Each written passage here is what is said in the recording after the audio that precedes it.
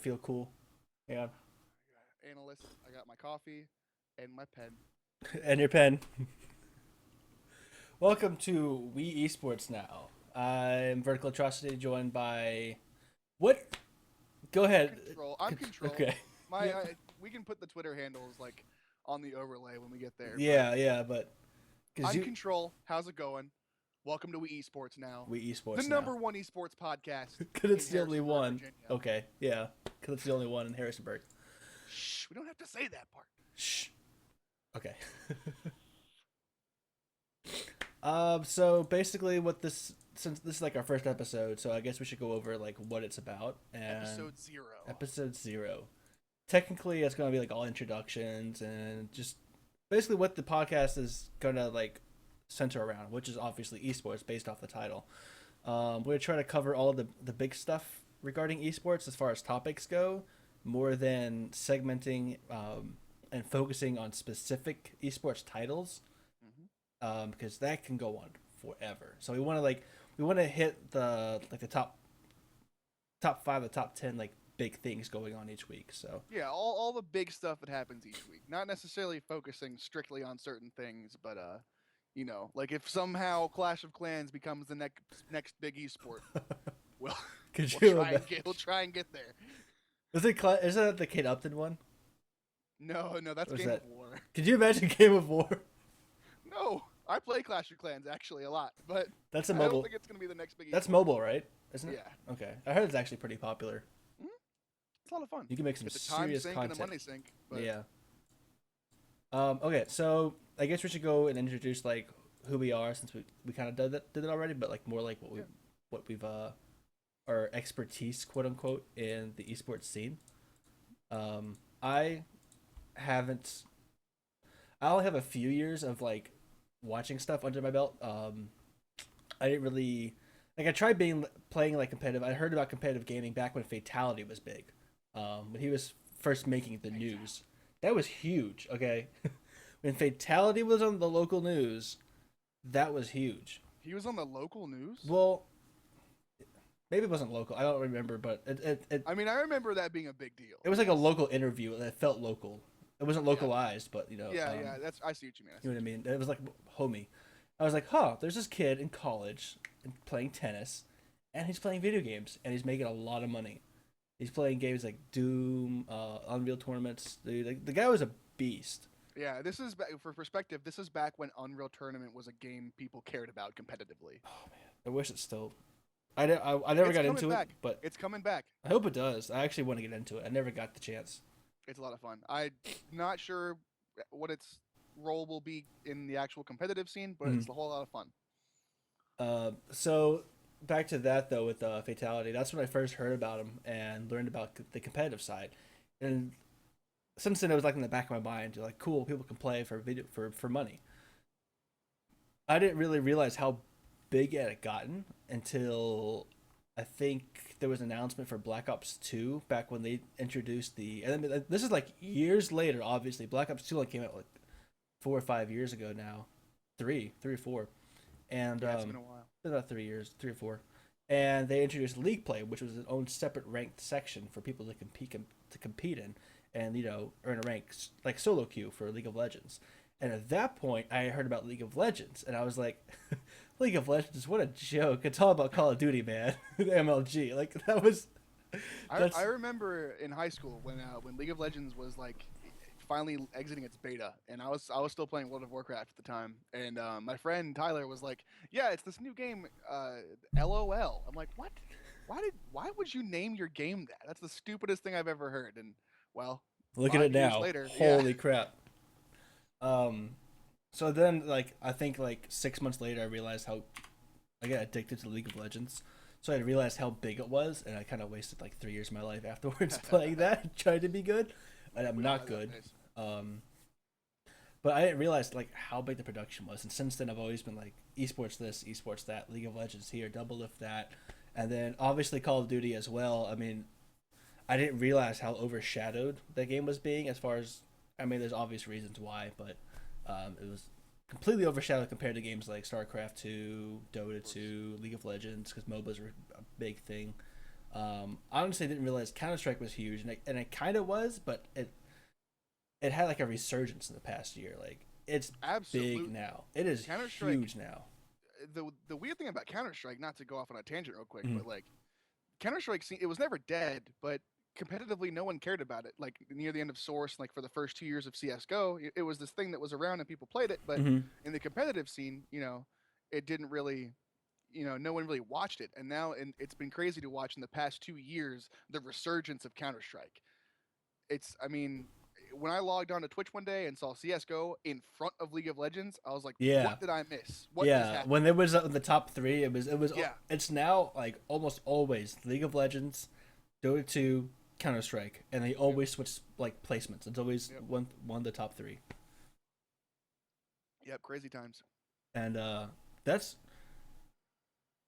I'm trying to think of what else. Like I didn't really have any kind of involvement. I was always like following people and talking to people, and I do talk have a couple friends who are kind of big and know people who know people, but I never actually got into esports as far as like the actual scene. I tried forming a team with friends. Obviously, it doesn't work out because you have one guy is motivated to do it, the other guy's just playing for fun. You don't get too far with it, but Yep. it's always cool to try and start up. But and then I did a bunch of moving back and forth. I ended up back in Harrisonburg, and then you started up your own little business. I did. So I have always been very interested in esports. Ever since like the first time I even remember playing a video game like was when my dad set me on his lap and we played Wolfenstein 3D on like had to be DOS. I mean, it had to be DOS. But and when I realized that there was multiplayer, I don't remember if Wolfenstein 3D had multiplayer natively, but when I first saw a multiplayer first person shooter where you had one team killing the other team, I was like, this is the future. Sports are stupid. Video games are going to be awesome. Like it's going to be a big thing one day. And everyone was like, no one's ever going to take like there will never be professional video gamers. Mm. Um, and today, but so I've always been very into the scene. And about a year ago, um, the or 2 years ago now, the resurgence of Melee happened with the documentary, which is an awesome documentary. If you haven't seen it, you should go look it up. It's just called the Smash Brothers documentary on YouTube. It's fantastic. It's the reason Melee is where it is today. Um, and it's why I got into Melee and a lot of the people in this area. And so we all started playing and taking it more and more seriously. And I was working for Comcast at the time, and I was looking around at our scene, and I was like, man, there's a lot of people in this area that are into esports and Melee on its own. And there wasn't really a place for people to convene and get together and do that kind of stuff. So I decided to open an esports cafe slash hobby shop. We were called Voyage Esports. And what we did is we sold Magic the Gathering and all those kind of hobby things, but we also had Melee weeklies and monthlies every week, and we'd get 15 or so people out, which is at the time that was a great number for a weekly tournament. And so that just kind of grew, and eventually determined it wasn't profitable to keep the brick and mortar location open. But I've always remained involved in the esports scene, and now we actually host a weekly in our apartment, and we get like 30 plus people every week. So that scene is definitely growing, and yeah, that's kind of a generalization of my involvement with the esports scene. I just wanted to talk about when you talk about the events you did. Did you want to talk about Voyage One? Oh yeah, of course. That's probably It's what that's a started everything. yeah, That's that's a what big one. that's what gave you the green light basically to start the actual business. Yeah, so to kind of feel out the scene and determine if it was a good idea to do this, we held a tournament. Um, it wasn't a major by any means, but we fronted the prize pool to garnish attention. I think it was $1,000 total prize pool, which for a local melee tournament that is enormous. Um, and so, but the reason we did that big of a number is like maybe we can get some actual names to come down to this thing, and it worked. Chillin Dude 829, who is uh, definitely my homie, and still plays today, not as much, and he can't he doesn't really stand up to the guys at the top of the level anymore. There was a time when he was definitely up there, but him and Asin Sage Knight came, And Asin, if you know that name, once upon a time was the best melee player in the world. Definitely not anymore, but back in like 2005, God, that game was old. Um, both of them came to that tournament, and so we were like, okay, I think we can do this. And then that's where it all started, really. I remember when he had talked about that and you're holding your own event. I was like, I'm coming down. I'm bringing my GoPro. I took pictures. I took Yes, video. I think I still have some of it on my hard drive here, I still and have all that footage somewhere. we get to do something with that eventually. But when I I'll, went I'll, there, you got to talk about like acid, and I guess I was hearing wrong and hearing like acid and stuff like that. I was like, you said like really cool names, and I didn't even know like these guys look like ordinary like college kids, just regular yeah, dudes, and they came down and everyone was like I didn't recognize them until I saw the people starting to form like a circle around them because yeah, that it was the was crazy part. it was only Chillin dude and Asin played against each other. They didn't play against anyone else. They scrimmed each other the entire time while they were warming up for their matches, Yeah, and everyone came by. I was by like behind them filming stuff, and the grand finals was of course Asin and Chillin dude. yeah, it was Asin chilling, and actually Whole Milkman came too. Like yeah. just to add some names in there, Milkman came. He's really good. He's I don't remember if he's top 100 or not, but he's definitely PR'd for Maryland, Virginia, and he's really good. And he ended up in third place. But Mhm. as soon as they sat down to play, like not even grand finals, just scrimming, like everyone just slowly migrated to the back It of the was venue just to watch insane. them play. Yeah, it was so funny. The I don't play Smash. I don't play Smash at all. I am horrible at it. I tried playing Melee for like I think 2 or 3 times, and I just said no. This is too much for me, and that in itself was enough for me to gain respect for the game and like the people who play it at a high level. But when I saw them play, holy crap! It is on a like people who play like I'm not gonna like talk down to the people who come to tournaments and stuff like that. But they play like like a lower. I would say they play pretty good, right? They're about I'd say the mid tier. You look at As Jill dude, they're way up here. They're way at the top, Oh yeah, as far as the skill gap goes. And then you have people better than them because they've been playing for people so long way better than them. that they're Yeah, that's the finally starting thing. to lose it a little bit. Yep. Oh my god, dude! Funny story. Chillin and Asin are both actually in attendance at Genesis 3, which is this weekend, and we'll get to that later. But that's so crazy. We can segue into that actually because that's like one of our topics, right? Okay, yeah, it is. It Go is. We ahead. can go there. Go Um, explain what it is. well, Genesis Melee has been around forever. Melee came out in '04. It's 2003, 4, or 5, somewhere in there. Because MLG '05 was like one of the big tournaments, so it had to be 2003 or 4. Um, and Genesis was the tournament circuit. Not circuit, but like Genesis One was like a major, and majors back in those day, like you get like 250 people, and that was a lot. That was the max you'd ever seen at a melee tournament. And Genesis Two is actually the tournament that player Armada, who is now known as one of the melee gods, that's the tournament he made a name for himself. Did he win? I'm pretty sure he won Genesis, and that at the time it was a big deal. And that was Genesis 2 was in 2009, I think. Um, and then the Genesis, I don't know a whole lot about that tournament itself. Like I just know that there hasn't been a Genesis since then. Um, and this year, someone was like, "Hey, we're doing Genesis 3," and 1,800 people signed up for just melee. And so it's the next biggest Smash tournament of all time. Everyone is there. The only one of like the Smash gods that's missing is Leffen, if you consider him a god. I'm not necessarily a Leffen fan myself, but I do respect his skill. He is amazing at the game.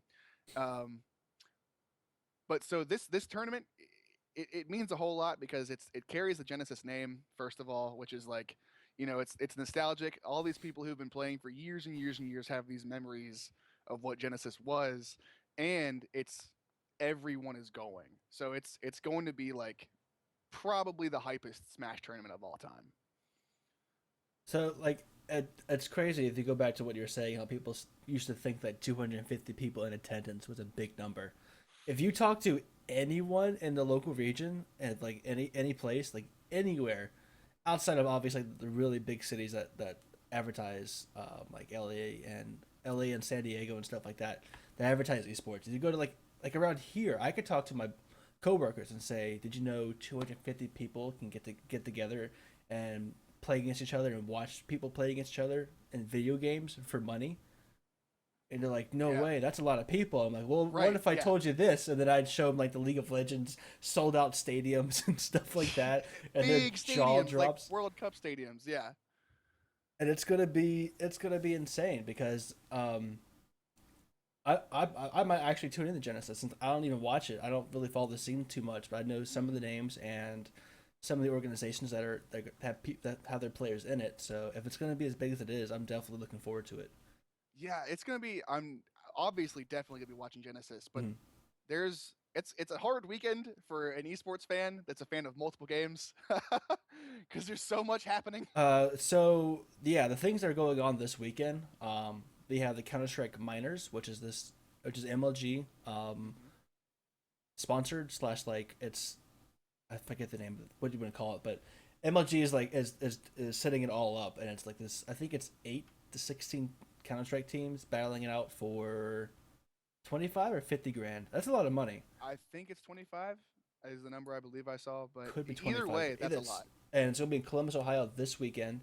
You have the Halo 5 online cup, which is I think it's the top 64 teams battle it out to place as high as they can in a Yep. single elimination best of three bracket, and Mhm. then you get awarded a certain amount of points accordingly. And then after you play 5 of those cups, the top 16, I think it's top 8. I forget one of the two. It's always 8 or 16. Get placed into It's the hard to keep circuit track of for. everything. It's like their circuit, and then you get placed into the top 8 or 16. Go into the World Championship series for Right. Halo 5, which prize pool was at 1 million, right? Yeah, I think it's also Gets crowdfunded. crowdfunded through Yes. prerequisite packs, which are like these in-game points that you earn, and you unlock these packs, which give you like skins and stuff in the game Yeah. Warzone. And how I feel about rec packs is a different conversation. But But it's crowdfunded. It's the same way what Dota 2 did is what they're doing. right. Yep. Dota 2's Invitational or their championship last year was what, $16 million for first place. It was a big number. It was a huge number, and right now Halo 5's at 2.2 million with the crowdfunding. I Yep. think it's gonna Which be about is 3. That's huge for Halo. huge for Halo because Halo, I mean, what as an esport was Hmm. laughable for the past since Halo 4 and Reach. Like, Yeah. Halo as an esport really reached its peak with Halo 3. A lot of people would say Halo 2. But as far as viewership and like legitimacy and like Hmm. production quality, Halo 3 is definitely where I think Halo had its shining moment as an esport. And this was before esports was even a term. Yeah. Like there was no such thing as an esport. There was Major League Gaming Hmm. and the MLG, and that's where competitive gaming The was. games people watched were pretty much Counter Strike. I don't know if StarCraft 2 was out at the time, and then he had Halo, Halo 2, Halo 3, or not Halo, but 2 or 3, and then he had COD 4. Like that was it for esports as far as the coverage, as far as like what was popular at the time, I believe, Yeah, and just what it's evolved into now is absolutely insane. yeah, it's crazy, and the fact that Halo is back in full force, like it's not kind of back. I mean, the viewership numbers Mhm. aren't quite there yet. Right. Like it's not. We're kind of unsure if it's going to catch on at this point, but 343 is definitely all in. As They believe in it. as much as I hate what they did to the Master Chief Collection, what they've done with Halo 5 is absolutely amazing. Like, Amazing. And um, go ahead. Sorry. all I was going to add is like Halo 5 is such an about face for the direction that Halo 4 was taking the series. Mhm. Like one of the things I loved about Halo 2 and Halo 3, like Halo 2 is probably or Halo 3 is probably the first game I played quote unquote competitively, like taking it serious. Um and it's standard. Like if you want a rocket launcher, you go get it. You have to fight for that rocket launcher. It's like everyone starts with the same thing. Hmm. And then, at the time this is when Call of Duty was king and all these shooters were trying to kind of mimic what Call of Duty was doing with multiplayer, kind of like RPG elements and all that stuff. Hmm. And Halo 4, like, was Halo 4 took what Halo Reach, they kind of, I think they watered down what Halo Reach was while keeping the same like class loadout stuff, and they Yes. added a little bit of RNG to it. It wasn't Yep. the base set of like strategery that was involved. I think Yeah. Super Smash Bros. Wii U says MCC was a slap in the face, it, and it it wasn't supposed to be. oh man, that was it wasn't even close. Like the remaster itself was amazing, but as far as like being to play multiplayer, like online servers, Yeah. they're still Yeah. garbage. They never fixed them. They never fixed it. The They never quality did. of the game, like the graphical fidelity of what they did with Mm-hmm. Halo 2, is Mm-hmm. awesome, beautiful. They made Halo 2 sweet, but as like the netcode and everything So bad. that was behind playing it online sucked The dick and worst thing, still does. the worst thing about it is that they did the same exact thing for the remaster for Halo One, like the initial 10th anniversary edition. Right. Halo 4 online was great as far as the netcode went. Like I had no problems playing online. I couldn't do co-op with the Halo 1 remaster and do anything multiplayer wise with the Master Chief Collection. It Yeah. was horrible. And But I've sorry, I didn't mean to. Halo 5 is going to be it's amazing to play online. It's smooth, dedicated servers. I mean, just there's no problems with it when I play it. And from what I've heard, they have fixed Master Chief Collection, like it's playable now, but the damage is done. Yeah, Like yeah. People moved anyone on. who, yeah, and now Halo 5's out, so I guess it's okay. Mm, Like, yeah. I mean, but anyway, For esports, it it's wasn't cool. it wasn't a good placeholder, I think. But Right. they had the big tournament for it where they I have to go off on a not a segue, but a tangent real quick. There was this Halo player named Formal, who was on Believe the Hype, right when they did the Halo. I think it was the Master Chief Collection like championship or invitational, and top number one team got $500,000. So it was like their re-announcement into the back into esports kind of thing, Right. and that Believe the Hype won. Formal won his cut of $500,000 off his team of four, Hmm. and then immediately signed on to Optic Gaming for the Call of Duty team to win like 11 out of 13 championships, like or events.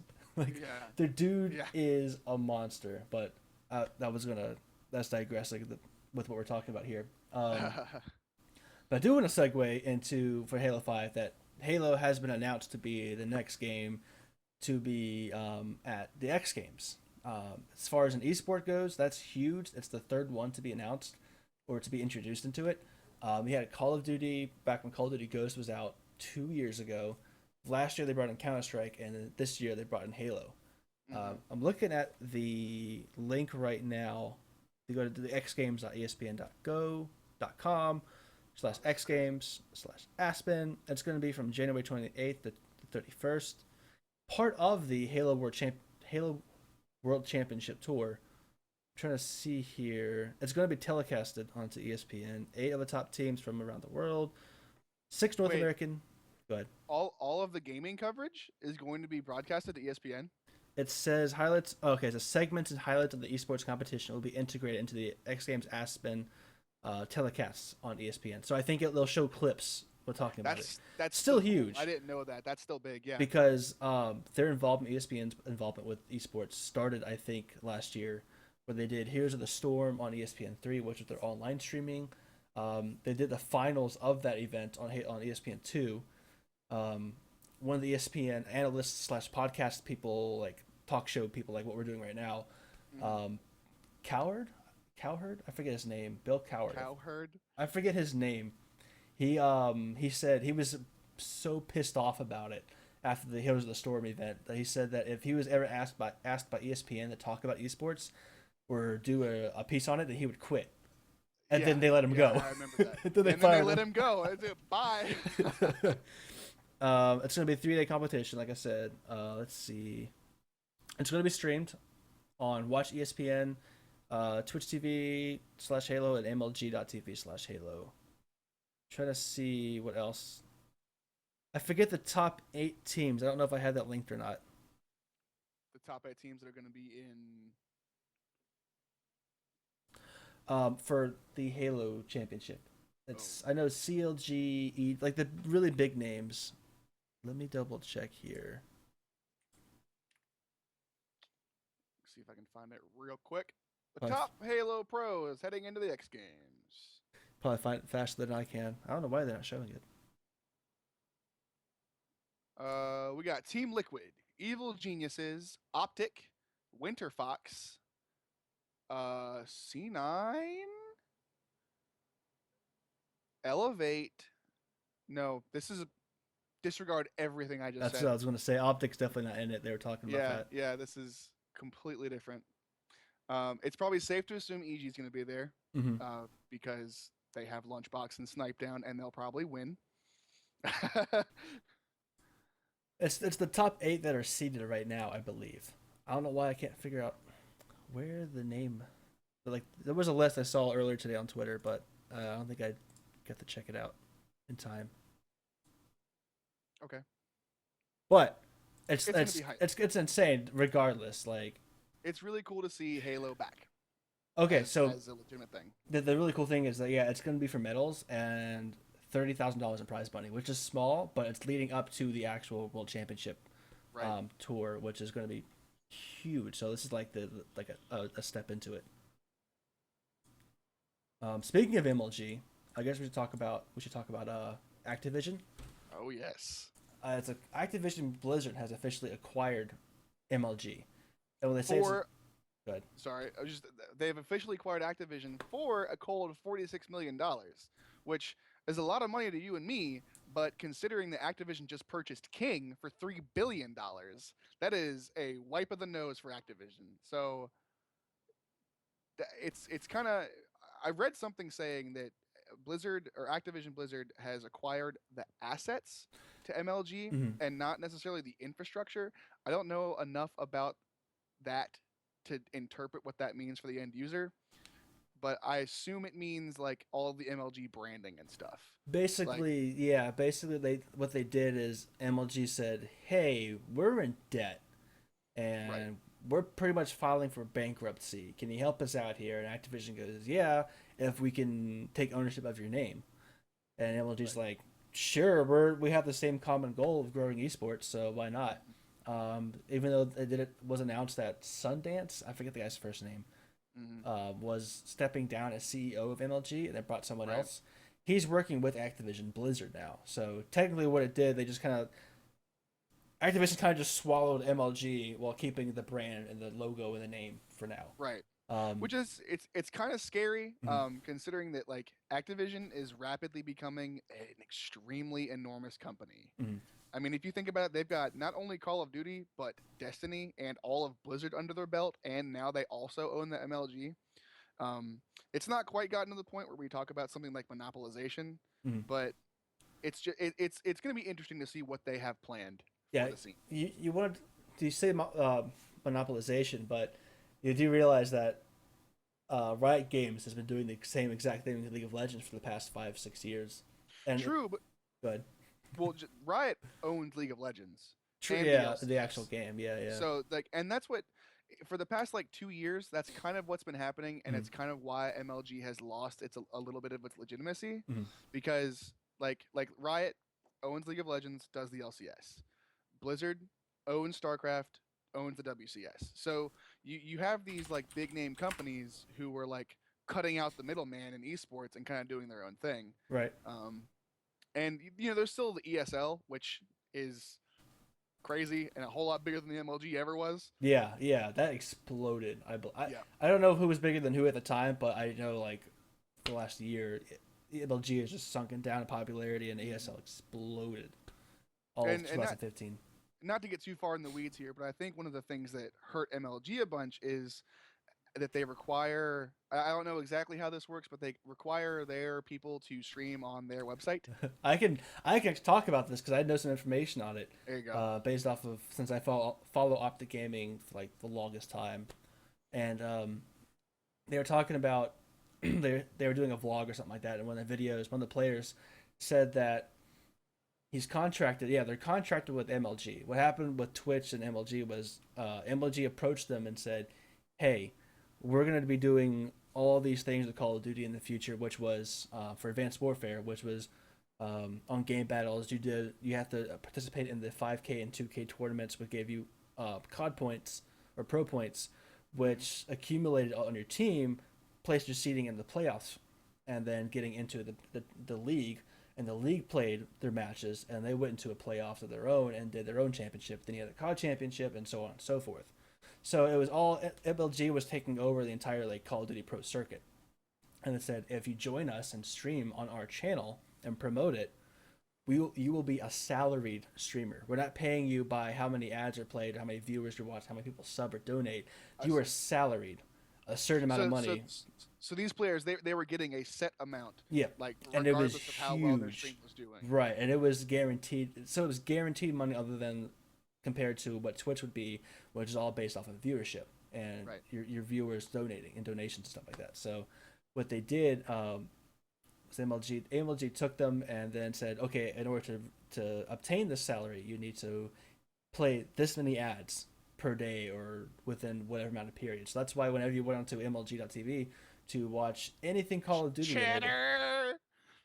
Sorry, that was the ad that always played when I was on there was MLG TV. they play the same like five what the one ad like 20 times in a row before you can get to your actual match. And your match was halfway over anyways, and then you go to another set of ads like over and over and over again. People hated it. Everyone hated it, and that's what almost destroyed Call of Duty as an esports, I believe. MLG almost destroyed it, and then Activision came out and said, "Hey, we're partnering with ESL for Black Ops 3, and Right. it's gonna be on Twitch." So, Yeah. and then MLG Sorry, got bought out. MLG. Then they bought Yeah. MLG and say, "Yeah, look at you guys." I'm curious what the purchase of MLG means for the future of all of Activision and Blizzard games, because if Mm, you think about it, that now means like StarCraft, Call of Duty, mm. and potentially Overwatch are all owned by a company that also owns the MLG. Mm. So does that mean? I mean, Activision has very publicly said that they are attempting to make moves and waves in the esports scene. Mm. So does this mean that we're going to see like a resurgence of the MLG brand, just kind of in a different way? Like, I think what it's gonna be is they'll use their name to get the word out, in a sense, since they already have a certain amount of street cred and being an OG kind of franchise.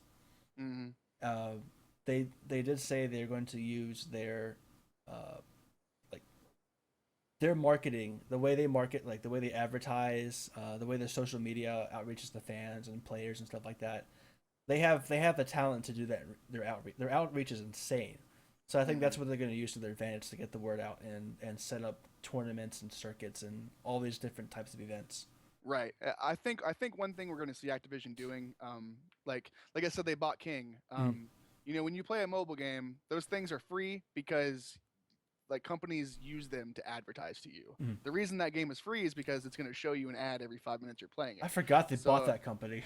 yeah, that was such a weird move. That was Like that was Candy Crush Saga for like $1 billion. billions of dollars. Yeah. Um, like so instead of seeing an ad for when you're playing Candy Crush Saga, Hmm. instead of seeing an ad for Hot Cookin' Mama, you might be seeing an ad for Call of Duty Yeah. or for their competitive league. Hmm.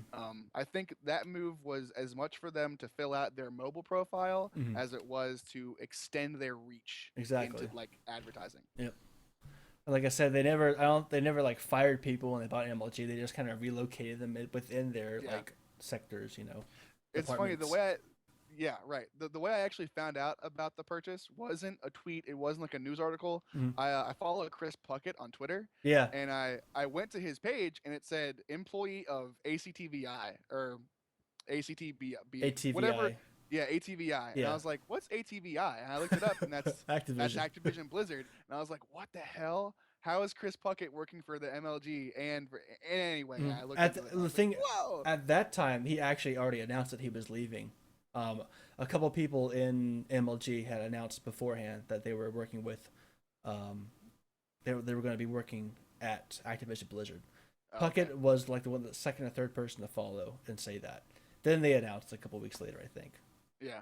But It was kind of the messaging was little. They probably could have handled that better. mm, Like there was a lot of small tweets and stuff like that before there was an official word from Activision. mm. But there was no damage caused in the end, so I guess it doesn't matter. But yeah, that's crazy. It'll be really cool to see what comes from that.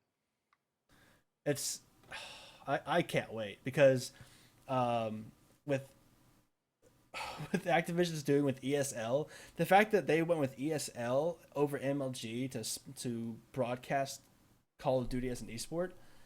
ESL, this is DreamHack, this is ESL Katowice. I mean, this is huge. This is international huge. Like Yeah. we're now we're expanding past the NA as dominant and always FPS Call of Duty, meathead kids who sit in their basement and play all day kind of thing, to it's a now international thing where people in Poland and France and Germany who play Counter Strike all the time can see Call of Duty and realize the potential it has to get into that scene. And like I said, the outreach. I'm gonna keep saying that word a lot. The outreach is huge. The potential for this is going to be huge. I don't think it'll be as big as we would think it's going to be the first year, but the following years, it's just going to get bigger and bigger.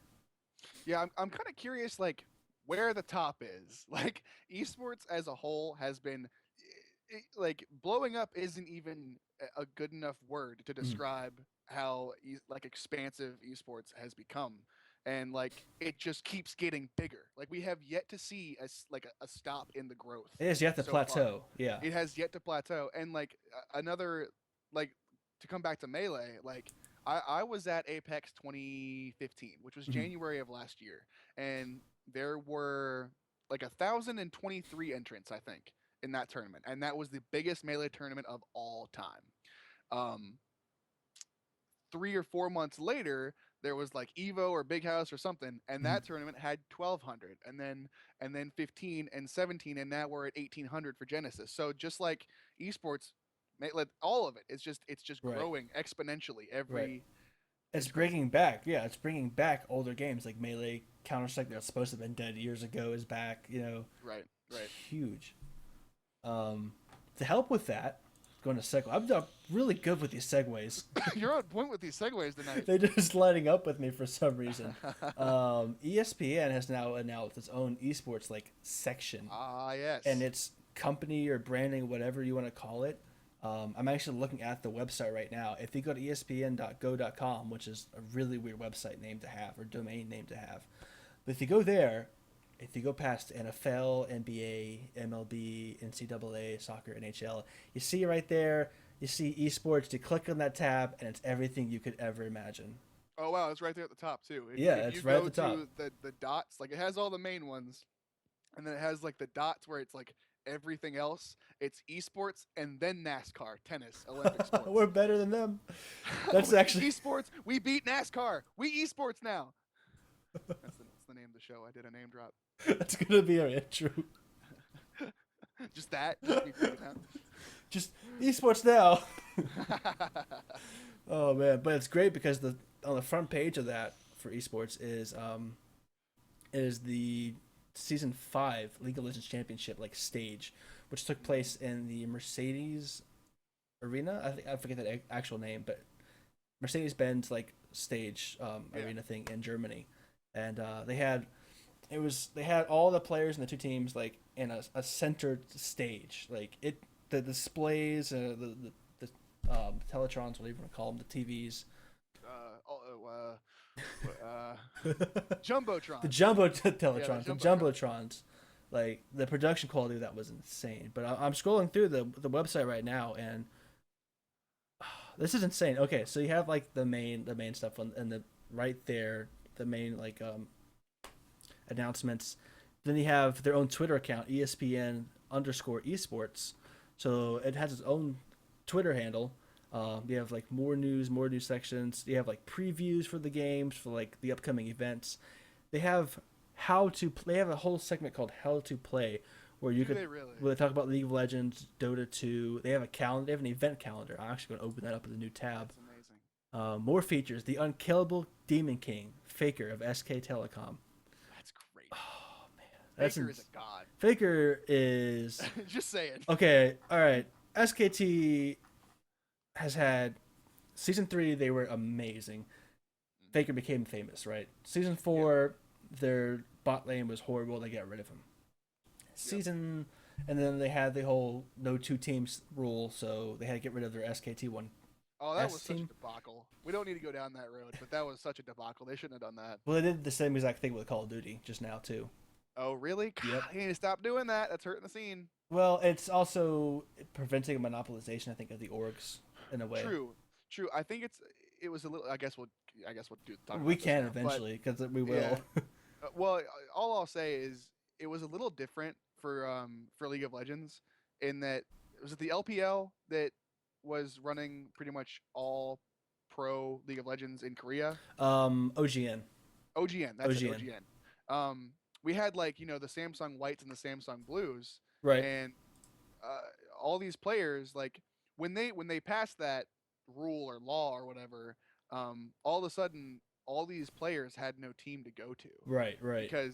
because there weren't enough teams. Hmm. Like that was the perk of being a Samsung White and a Samsung Blue is like all these players can be employed, and they had to all kind of form their and they all found a home eventually Hmm. because a bunch of new organizations were formed. Hmm. So maybe it was better for the scene in the end anyway. But in the moment, I remember Yeah. hearing that and I was like, that was It's so exactly dumb. what again with League tried to do, with Riot Games tried to do with OGN. It was take over their broadcasting times and say, okay, now we know OGN is broadcasting all of LCK, but what if we had another broadcasting esports company doing that, and you split the time? So it was like unemploying a bunch of people or cutting their hours in a way, and it was dividing something that was already great the way it was. And then Yeah. eventually they said, okay, okay, okay, okay, you guys won this fight, we'll give you this one this year. So Riot is trying to monopolize it completely, but They are.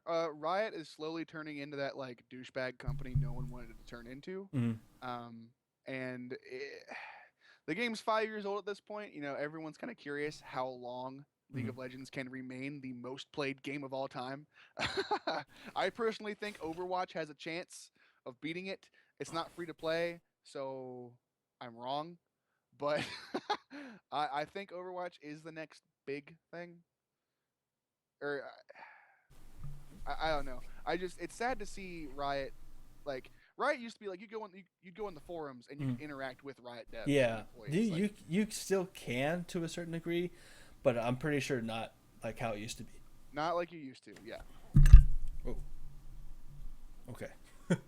um, oh, let's talk about Overwatch. I have Okay. yet to actually. I never got into the beta stress test weekend, whatever it You are was. not alone. Like I know a lot of people haven't, but I know a lot of people did. What all went yeah. down with that? I did get in. Okay. Nothing really went down. It's they Blizzard didn't do the best job of curbing expectations, I think. Um, they kind of when they first started talking about beta, they were like, "There's going to be the closed beta that not a lot of you will get into, and it's a real beta. It's not for publicity. It's for testing the game."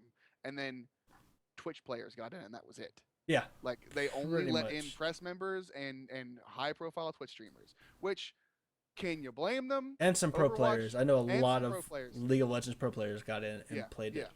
And I mean, in the end, I can't blame them because Mm-hmm. Overwatch was the number one thing on Twitch TV for like a full 24 hours Mm-hmm. when that first opened up. Right. So they definitely achieved what they wanted, but they could have been a little bit better with their communication to the community. But the whole thing was that's going to be the closed beta, and then there will be the stress tests that will be more open. They didn't really say how open it was going to be, Mm-hmm. and it still wasn't very open. A whole lot more of the average Joes like you and me got in. Mm-hmm. Of course, everyone who was in the original one got back in, and Right. so people were really salty about that. If you went to the Reddit during the beta, that was a very toxic place to be. I heard it was. I didn't even Yeah, try. it was bad. And now the Reddit's like died off because Blizzard finally came out and said, "This is the date. This is how you get in. Here you go." Right. But aside from that kind of whole thing that went down, I was in the beta and I played it. And actually, I'll back up further Yeah. than that. I What was what is uh, even further? What is Overwatch? Like, what is the game? Overwatch is a hero or class-based shooter. Okay. It is most comparable to Team Fortress 2.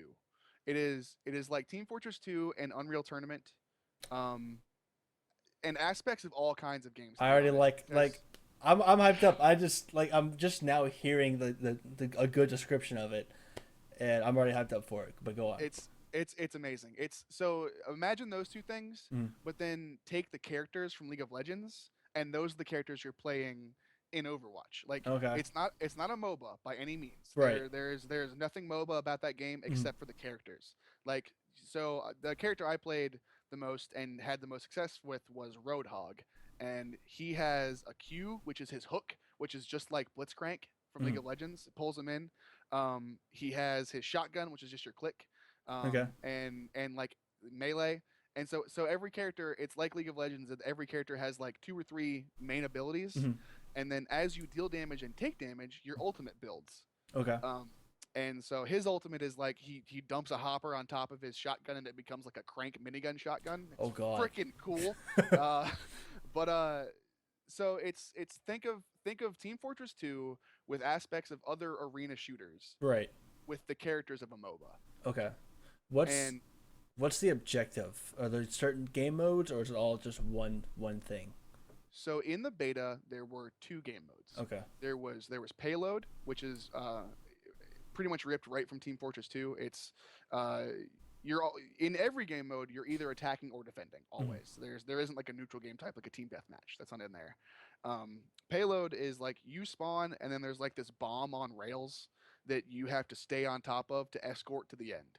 And if Okay. you make it to the end, you win. If the other team keeps you from getting it there, they win. Okay.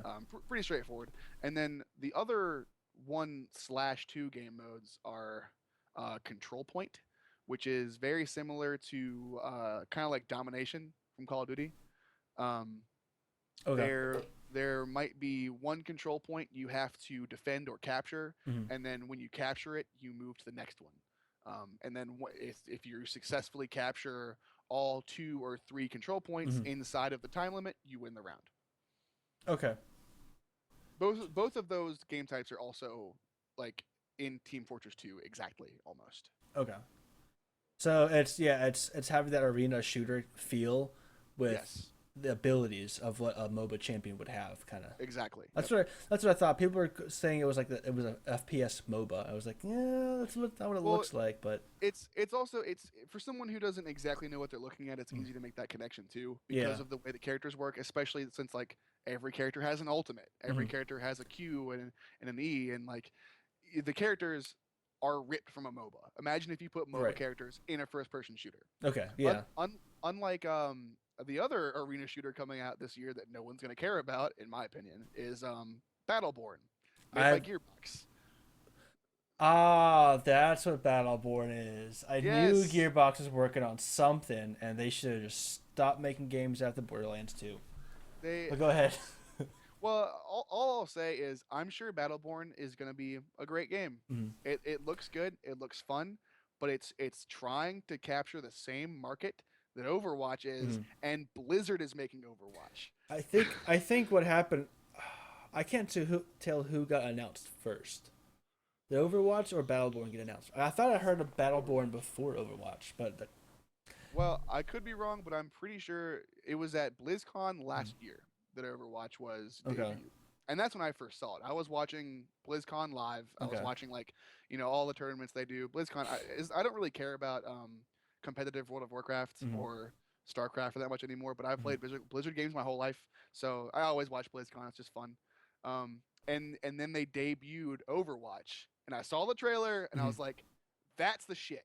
That is the next big thing. And then they showed off gameplay, and I'm like, holy fuck, that's it. Uh, um, I remember the when I first heard Overwatch, I was like, yeah, exactly the same, pretty much the same reactions, maybe a little toned down. But then when Battleborn was announced by Gearbox, I saw it because of a tweet. I got retweeted because I stopped following the company for a while after Borderlands 2 came out, and they announced it. I was like, oh, cool! I'm pretty hyped for that new game. They make it sound really cool. The in game like screenshots look really cool. The scenery looks good. That's exciting. And then now that you've told me that it's the exact same thing as Overwatch, I have no hype for the game. Now well, that I know. it also it's a little unfair to say it's the exact same thing. Mm, Their game is closer to a MOBA than mm, Overwatch is. There are AI controlled things you have to kill. It has a mm, single player campaign. Um, like it's there. You can draw more similarities between Battleborn and a MOBA than you can with Overwatch. Mm. And it's so it's still a character based arena shooter. Okay. Um, that is similar to Overwatch. So I just think if they had either announced before Overwatch Mm. or could try and come out before Overwatch, they might be okay. But that's not gonna happen. Yeah, I And mean, MOBA themed everything is happening this year. You have right, the Battleborn, you year of the have MOBA. Overwatch, which is funny to say that because the year of the MOBA was back when True, true. when I think it was season 3 of League of Legends when they sold out Staples Stadium, which Yeah, I'm still freaking out over. I remember when I was first announced, I flipped because then they announced that the government officially recognized visas from esports athletes similar, the exact same as professional athletes in traditional sports. that was a big deal. I flipped. I did too. I When told I everyone. Yeah, I remember when the government officially recognized it as an occupation. I Yeah, was like, we did it. we did We it. did it. That's it. We're done. Yeah, we esports now. Sorry, I had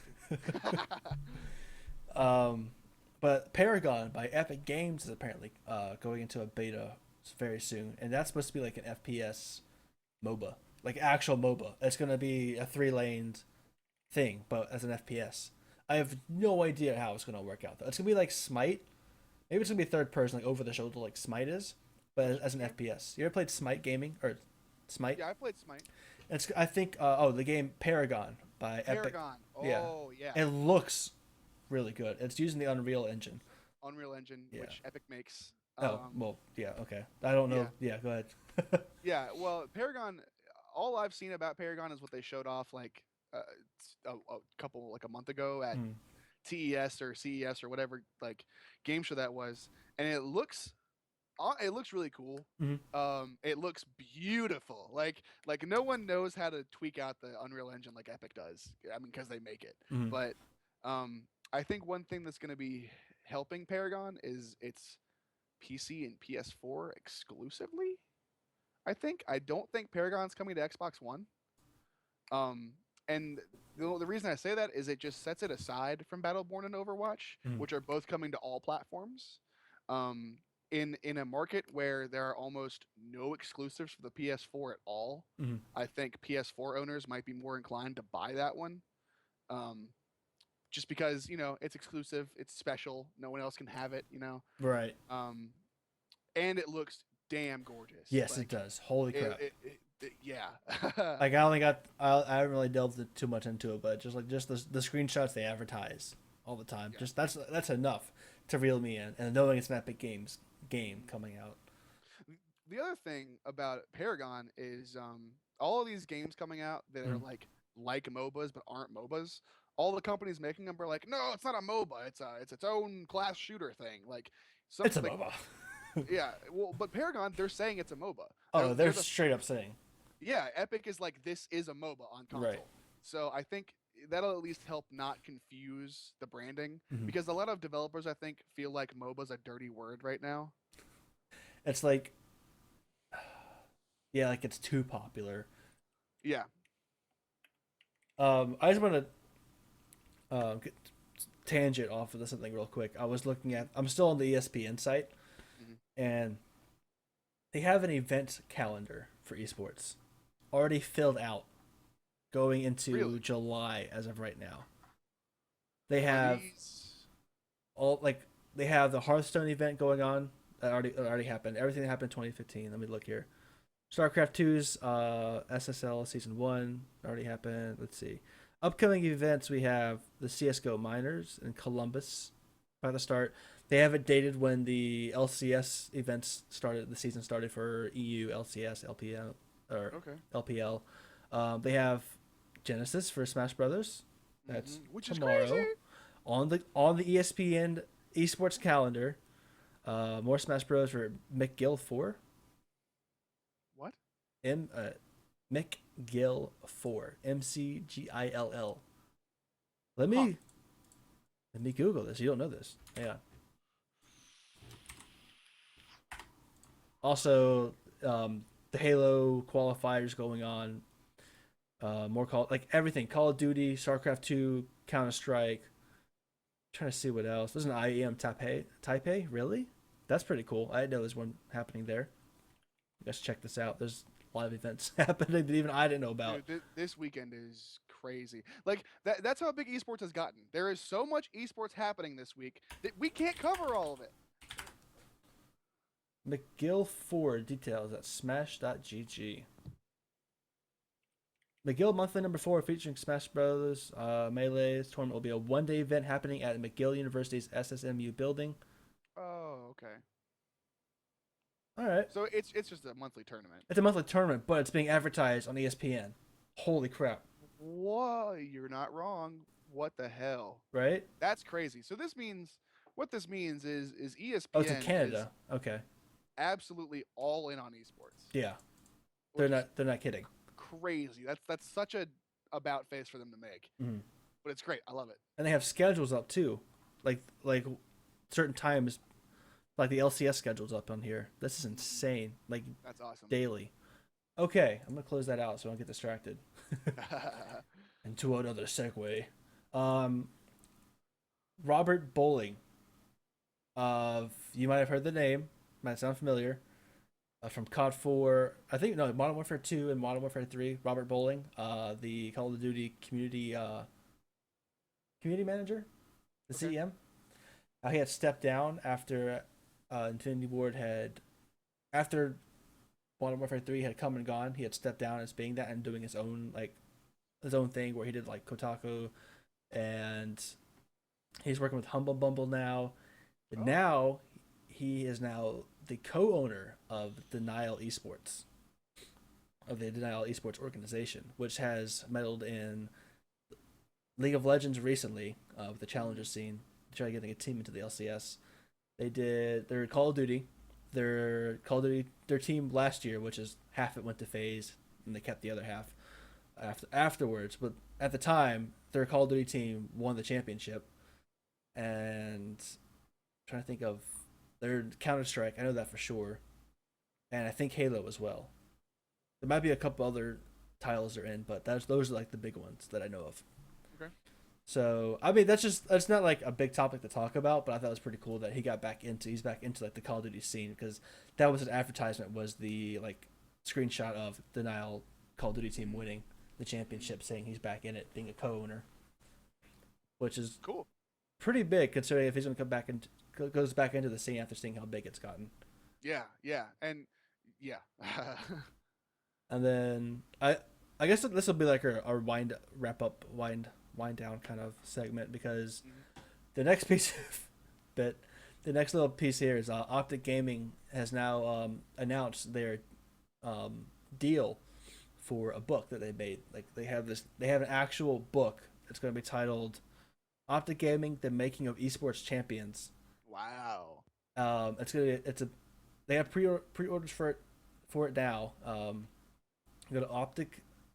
I think it's opticgamingbook.com. That is Or opticgamingbook.com. I believe that's the actual website you can go to pre-order it. But what they do, they'll say, "Oh, you can go to these links to pre-order it. Here's all the information, like the quick little buy-up of what it's going to be about." And Okay. it's only like $18, so I pre-ordered it. So Nice. it's Awesome. good. It's going to be talking about like their history leading up to like now. So like 2006, where they started, when they were formed by Optic Hex, Optic J, Right. and all of them. And I think I'm just reading off the front cover because they're not giving me any more information. You have Hex, you have Nadeshot, who is the probably. You say Call of Duty, you say Nadeshot. Like those two Yeah. go hand in hand. Yeah. Scump, who was like his second in command. Now he's like the leader of the team. Big Timer, who was up until recently the highest winning, like most winning this. He earned the most prize money basically in Call of Duty after he had won the Call of Duty XP event that featured Modern Warfare 3 and had like the top 8 COD teams invited out for $1 million prize pool. And he's retired, but he's still with the team, like doing stuff with them. Optic Midnight, who is a female YouTuber / streamer, who was off of the sniping team / they had like 3 or 4 other female people on their quote unquote like team organization, and they've kept her around for a while, so she's still helping out with the brand. Optic J, who left Optic Gaming recently to go work with YouTube and YouTube Gaming alongside Fwiz, who they're also interviewing in this book.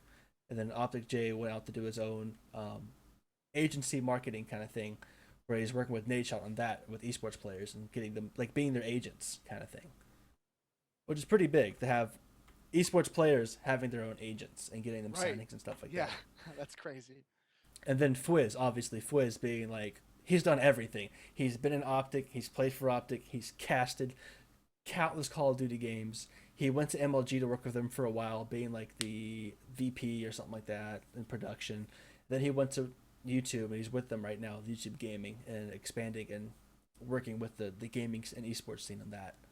So all those people are going to be interviewed in the book. It's going to be insane because these guys are, as their initial spell out OG, these guys are the OG like FPS organization that's been out. They've been around forever.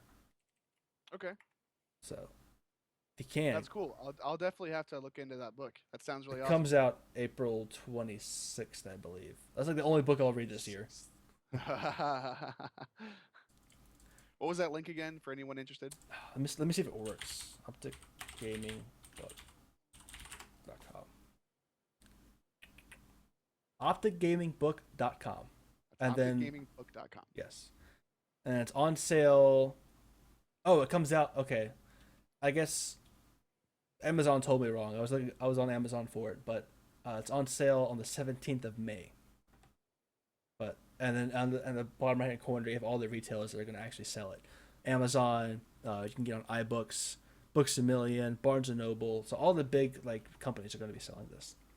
Okay. And Awesome. then when you pre-order it and get you can register for with your email address and your confirmation number to get $5 off your next purchase from the Team Optic store. So there's always that going on too. But Yeah. that's pretty cool how they have.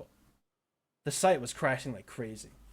Like the moment they announced, I tried checking it out and I could not load up their site. They had to bring up the cloud like backup, like the saved image basically. Mhm.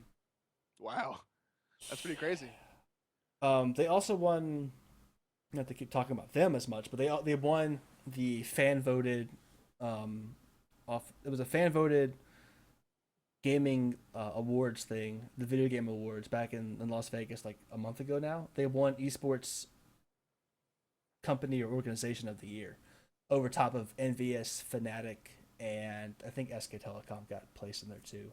Wow. But it's fan voted. Like the amount of fans that participate in anything Optic is insane. Their fan base is huge. Which is crazy because you don't hear.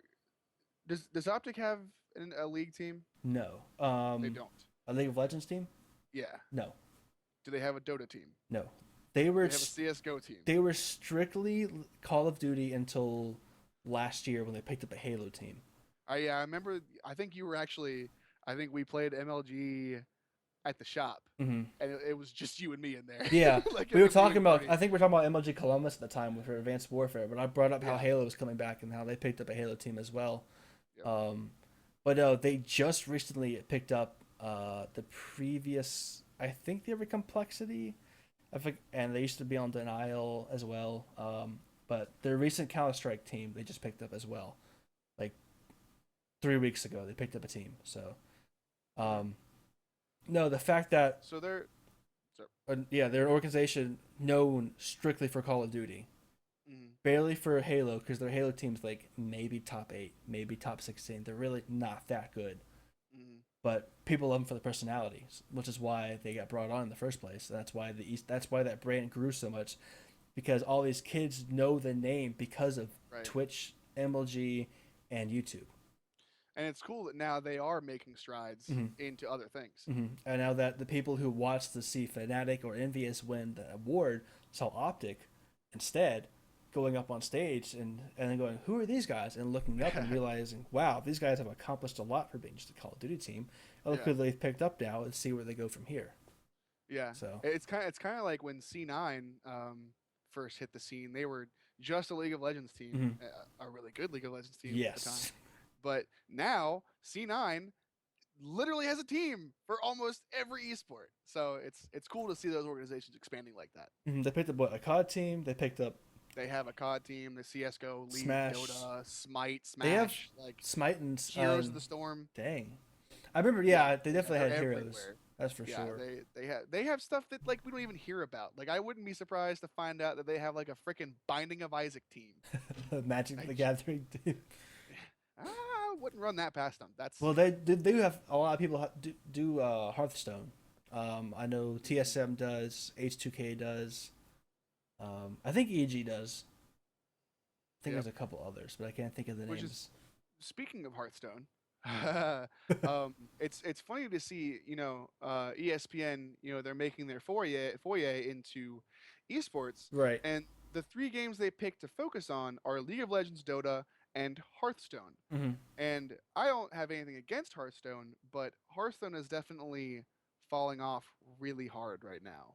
Yeah. I I'm trying to think of a reasoning as to why they did that. Um, Activision Blizzard, Yeah, Blizzard being I it, maybe I think they had a say in it. it could be. And I I have a lot of friends that play Hearthstone. Mm.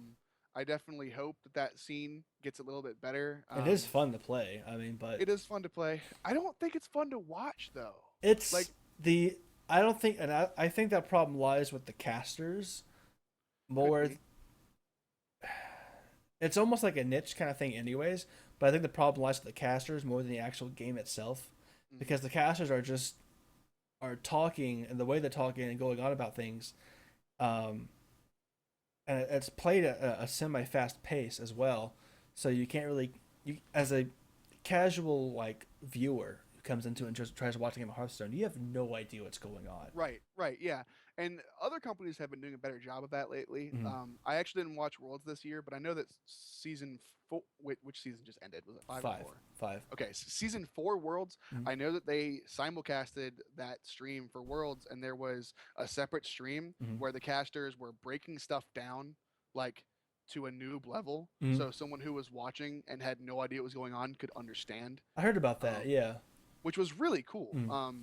And I'm sure they did it this year too. I just didn't watch because, well, North America doesn't Listen, show up at Worlds ever. North America, Europe, China, LPL, no one shows up. Korea shows up. Korea Worlds owns. Worlds is a competition of which Korean team is going to win. It's funny because Like, the last two seasons, season 3 and 4, not I'm like before 5, 3 and 4 was Korea against China. Each time people were like, oh, these are the top two, whatever. And then EU Fnatic went 18-0 on their summer split, and yep, when everyone's like Fnatic's gonna go insane and go to the finals, they got destroyed. yep, And they in the did. finals of season 5 was two Korean teams, And then like, SKT versus Ku Tigers. yeah, yeah, and everyone kind of had faith like in C9 because like they had no business being at They Worlds. had They the they best Cinderella story going for them. Yeah, yeah, they did, and everyone like when you start watching Worlds, it's been like this for so many years that Hmm. it's just like let's see how far North America is going to get, Yeah, and um they C9 did really well day one. Everyone's like, "What? Maybe we have a chance this year," yeah. and then day two comes around and they get absolutely mollywopped. And it's just like, CLG, well, yeah, CLG was number one, and they would look really strong. It's TSM who always shows up in finals and stuff like that, and they TSM both did did bad. so bad. Yeah, They choked so horribly. C9 put up a fight against Fnatic, but they they just did. couldn't compete. They did. And then I swear, SKT, what people are saying now with SKT now, and this is really for Korea in general when it comes to Worlds, but for SKT in their region, everyone's always saying, like, you know, it's no longer about if SKT is going to lose. It's more about, like, how are they going to win this game? Like, no matter Yeah, what situation, yeah. no matter what situation they SKT put them in, they're SKT is so much better than anyone else around them. they It's just, they can win a game being down by 10,000 gold. That's how they've always done it. They have come back being down 15,000 gold. it's almost like when they're playing, they're setting everything up and they're playing the game and then like, okay, let's win now. Yeah, and then they just that's they exact. kick it They into make gear, and they push and push and push and push, and the game's over. they can take advantage of one play and turn the game around Yep, completely and faster than any other team can in any region. And absolutely. what was oh man, I can't think of the name now. Never mind. I had a thought. I had a thought with SKT, but it's insane how people want to. I mean, it's people want to hype up the other regions to give them a chance because they don't want. I think it's because the viewership of it all of being able to say, like you wouldn't tune into the finals if you knew it was SKT every Well, single time, exactly. right? Yeah, like I said, I didn't even watch season 5 Worlds. I watched day one. I Mm-hmm. watched a few games of day one, Mm-hmm. but I knew who was gonna win. Yeah, Before Worlds even started, yeah, that was SKT. That was their tournament. They were gonna right. win it. And the entire Now, time you're gonna have analysts and the casters scripted to hype up all the other teams. exactly. Even Yeah. Monte Cristo had to, and he was you could tell he didn't want to. This Monty. guy, he was What the fuck was he wearing? Did you oh, see that? he does whatever he wants, man. I love and But hate Monty all at the same it's time. great because you even when you hate him, you love him because there was this one point where he was talking about how he said Coup Tigers are going to 3-0 Fnatic, right? And then the entire crowd behind him booed him. Yeah. Like the entire crowd, you could hear. It's like, oh, the crowd's with me. Coup, coup. Like he was playing with the crowd. The thing with Monty, it's like he he always comes out and he's like, basically what he says is Mm. this team isn't Korean, so they're not gonna win, And it's and true. everybody hates him for it. But he's not wrong. It's never wrong. No, and like I love the faces. He grabs a mic and dominates it. Like Mm. as soon as you give Monte Cristo a chance to talk, he is talking for a Mm-hmm. while, and like it's so great to see like the casters around him just like They can't. You can't just debate Monte just Cristo. yeah, no, it's like I'm just gonna let Monty talk. I'm gonna wait till They he's had done, and I'm gonna say something totally different because I they love it. had a segment on Summoning Insight. I think this will be the last tangent I'll do, but they had this segment on Summoning Insight with it was Thorin, Monte Cristo, and I think Froskuren, who was I think it was Froskuren or someone else. I don't want to give out the wrong name, but it was one of the Chinese like either analysts, shoutcasters, or like one of the big people who was reporting on the scene in China. And it was all about this episode was all about the Chinese scene, the LPL, and they were talking about how these teams are purposely sandbagging, like doing really bad and experimenting all these different ways to play and builds and stuff like that. And Monty just he just sat back and was just making these faces. His face is contorting. He was so pissed off the entire night because he knew it was complete bullshit. No matter what they were being fed, Yeah, whatever was being reported, he knew that China was just a really bad region, and they were. EU showed up better than China did. That's yeah, how bad they were this year. As many Korean players as they bought out from the previous championship, they did. yep. They don't have the infrastructure, the coaches, the analysts. They don't have the. They can't take this talent and make it into something like Korea No, can. and that's super true of all regions. Like thanks to StarCraft Brood War, that's the Yeah. reason in the end why Korea is so dominant in Mm-hmm. all these esports is because esports has been a legitimate thing in Korea for the past decade. Like Yes. you can there are classes in colleges in South You Korea can that watch it on are TV. yeah, they are dedicated to learning esports. Kids So skip. Okay, kids skip classes in school to go to these events. If you watch yes. a live stream and they cut to the crowd for their reaction for play, half of them will shield their face so no one can rat them out or recognize them on TV and say, "Hey, that kid should be in class right now." Yeah. It's Yeah, insane. and I think we're still just ramping up. I think Mm-hmm. we're going to kind of see at least a bit of a more equal playing field in the next, and we should probably wrap up soon because it's kind of getting This a is a little good. long-winded. This is a good Yeah. segment for it. But like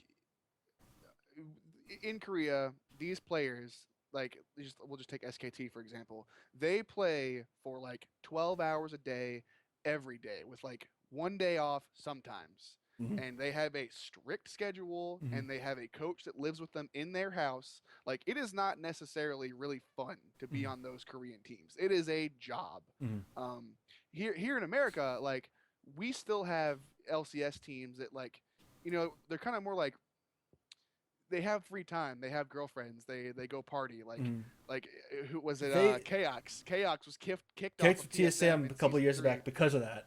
Yeah, because he was just drunk all the time. Mm. So even the players in America aren't still taking it as seriously as these Korean players Mm. are. And I think the more money that gets involved with esports in America, the more you're going to see that shift. It Um, already has in the past year.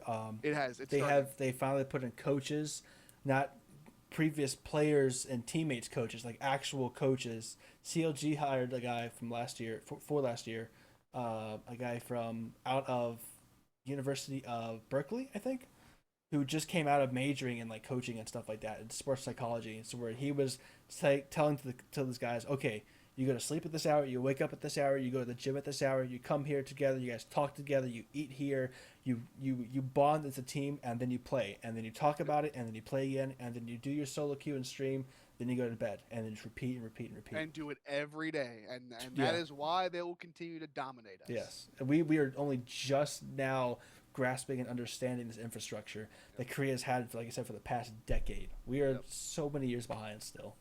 Yep. But we're catching up. We're catching up. Well, So that this was. So I said, go ahead. do it. You do it. I did the I, intro. I was just gonna say that was episode 1 of We Esports Now. I'm Control. You can find me on Twitter at wow at OUTTAKNTRL out of control. And And I'm Vertical Atrocity. Obviously, that's what the channel is on. If you're listening to this either on SoundCloud or hopefully iTunes very soon, thank you guys for listening. Leave a like, follow, whatever it is that's posted on. Comment. Let us know what needs to be improved in the segments. I already know absolutely. we do get on tangents, but that's what's so fun about podcasts. But Yep. to also be uploaded to my YouTube as of right now. I'll talk to Control here, so if he wants to up on his, if he has one. And so again, whatever you can do to talk to me or contact us, and let us know what we can do to improve it. Hoping to get an overlay for this going as well, to just so it's better on the eyes, and hopefully some guests in the future. But Hopefully, I don't want to make any promises, but I'm hoping to get some interviews with some prestigious individuals in the Smash community. I'm going to start working on that once we get a few more episodes under our belt and have at least something to show them to some street come cred. on. But yeah. So But yeah, thanks for watching. Thanks for tuning in for the live show. Thanks for listening if you're listening on iTunes and Spreaker and whatever the hell else we get this thing posted on. Yep, guys, that'll do it for us. Like I said before, I'm Vertical Atrocity, and that's Control, and we'll catch you next week for the next podcast.